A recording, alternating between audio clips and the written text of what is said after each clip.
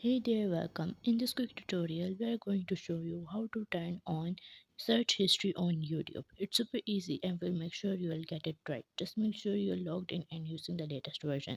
Make sure to watch the complete video and follow each step carefully to avoid forgetting anything and making mistakes. So let's get started. First, you have to open YouTube, then click on upper right corner, then click on settings. Now click on manage all history, select the account. Now click on controls. Now click on include your searches on YouTube. Scroll down, click on turn on. Now click on got it. Your YouTube search history has been turned on.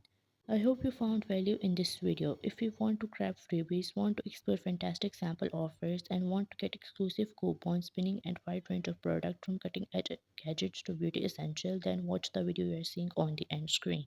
Also, please consider showing your support by commenting, liking, subscribing to our channel for more valuable content in future. Your engagement is highly appreciated. I wish you very good luck.